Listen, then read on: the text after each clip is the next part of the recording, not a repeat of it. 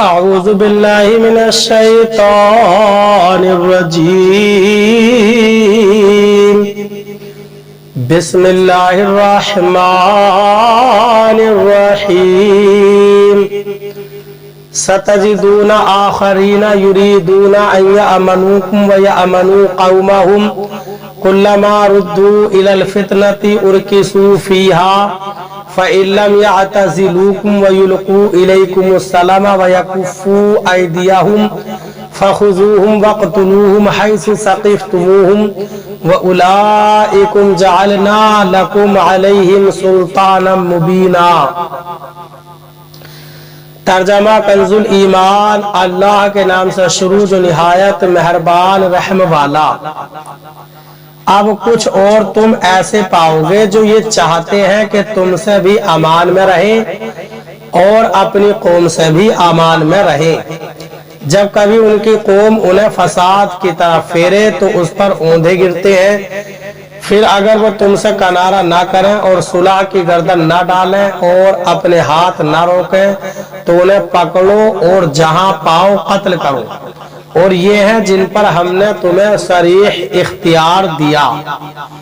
ترجمہ کنزُ العرفان۔ عنقریب تم کچھ دوسروں کو پاؤ گے جو چاہتے ہیں کہ وہ تم سے بھی امن میں رہیں اور اپنی قوم سے بھی امن میں رہیں، لیکن جب کبھی انہیں فتنے کی طرف پھیرا جاتا ہے تو اس میں اوندھے جا پڑتے ہیں۔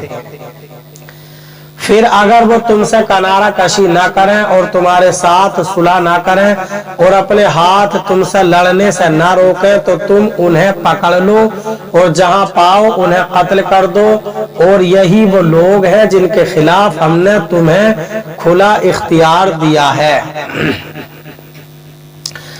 ستجدون آخرین۔ عنقریب تم کچھ دوسروں کو پاؤ گے۔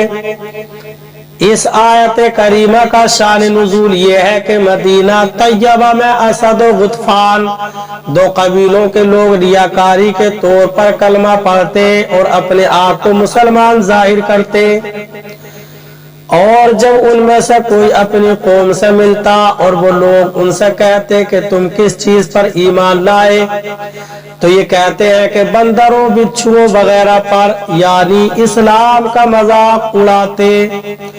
اس انداز سے ان کا مطلب یہ تھا کہ دونوں طرف تعلقات رکھیں اور کسی جانب سے انہیں نقصان نہ پہنچے۔ یہ لوگ منافقین تھے۔ ان کے بارے میں یہ آیت کریمہ نازل ہوئی اور ان کے متعلق فرمایا کہ یہ لوگ تم سے بھی امن چاہتے ہیں اور اپنی قوم سے بھی، لیکن حقیقت میں تمہارے ساتھ نہیں ہے، کیونکہ جب انہیں کسی فتنے مثلا شرک یا مسلمانوں سے جنگ کی طرف بلایا جاتا ہے تو یہ مسلمانوں کے دشمنوں ہی کے ساتھ ہوتے ہیں۔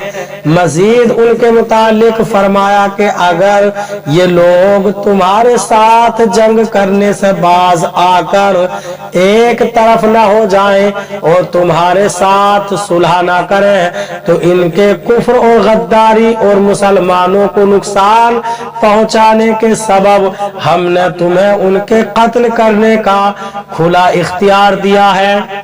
اللہ تعالیٰ ہمیں قرآن پاک پر صحیح معنی میں عمل کرنے کی توفیق عطا فرمائے، آمین۔